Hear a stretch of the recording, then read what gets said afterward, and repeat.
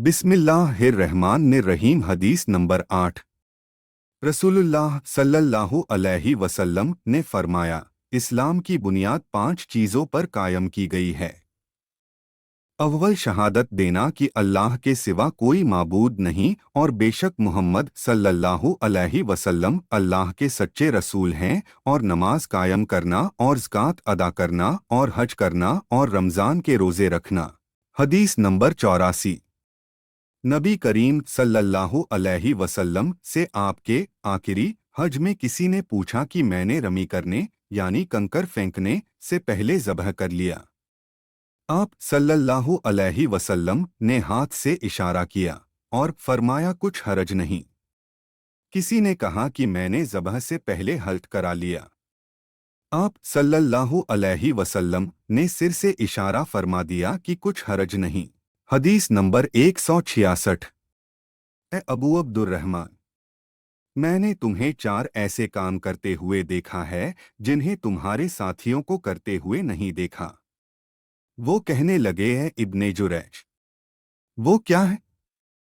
इब्ने जुरैज ने कहा कि मैंने तवाफ के वक्त आपको देखा कि 2 यमानी रुकनों के सिवा किसी और रुकन को आप नहीं छूते हो। दूसरे, मैंने आपको बस्ती जूते पहने हुए देखा, और तीसरे, मैंने देखा कि आप जर्द रंग इस्तेमाल करते हो, और चौथी बात मैंने ये देखी कि जब आप मक्का में थे लोग जिलहिज्जा का चांद देखकर लब्बैक पुकारने लगते हैं और हज का एहराम बांध लेते हैं, और आप 8वीं तारीख तक एहराम नहीं बांधते।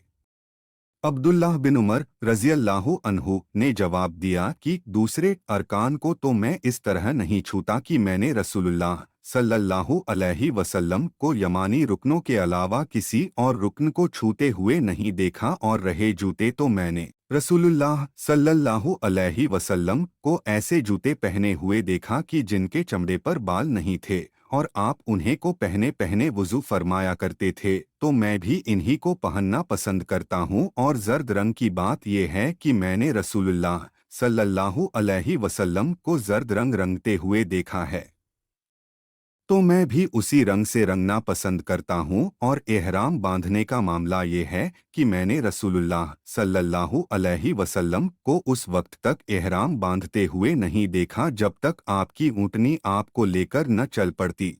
हदीस नंबर 294। हम हज के इरादे से निकले।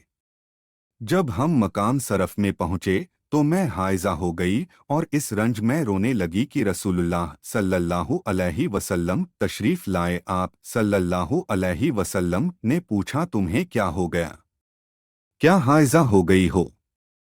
मैंने कहा, हाँ। आप सल्लल्लाहु अलैहि वसल्लम ने फरमाया कि ये एक ऐसी चीज़ है जिसको अल्लाह ताला ने आदम की बेटियों के लिए लिख दिया है, इसलिए तुम भी हज के काम पूरे कर लो, अलबत्ता बैतुल्लाह का तवाफ न करना। आयशा रजी अल्लाहु अन्हा ने फरमाया कि रसूलुल्लाह सल्लल्लाहु अलैहि वसल्लम ने अपनी बीवियों की तरफ से गाय की कुर्बानी की। सरफ एक मकाम मक्का से 6-7 मील के फासले पर है। हदीस नंबर 305। हम रसूलुल्लाह सल्लल्लाहु अलैहि वसल्लम के साथ हज के लिए इस तरह निकले कि हमारी ज़बानों पर हज के अलावा और कोई जिक्र ही न था। जब हम मकामे सर्फ पहुँचे तो मुझे हैज़ आ गया। इस गम से मैं रो रही थी कि नबी करीम सल्लल्लाहु अलैहि वसल्लम तशरीफ लाए। आप सल्लल्लाहु अलैहि वसल्लम ने पूछा कि क्यों रो रही हो? मैंने कहा, काश मैं इस साल हज का इरादा ही न करती। आप सल्लल्लाहु अलैहि वसल्लम ने फरमाया, शायद तुम्हें हैज़ आ गया है। मैंने कहा, जी हाँ। आप सल्लल्लाहु अलैहि वसल्लम ने फरमाया, ये चीज़ तो अल्लाह ताला ने आदम की बेटियों के लिए मुकर्रर कर दी है, इसलिए तुम जब तक पाक न हो जाओ तवाफ बैतुल्लाह के अलावा हाजियों की तरह तमाम आमाल अंजाम दो। हदीस नंबर 316।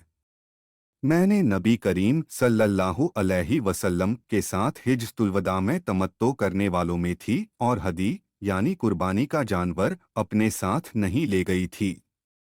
आयशा रजी अल्लाहु अन्हा نے अपने मुताल्लिक बताया कि फिर वो हाइजा हो गईं और अरफा की रात आ गई और अभी तक वो पाक नहीं हुई थीं।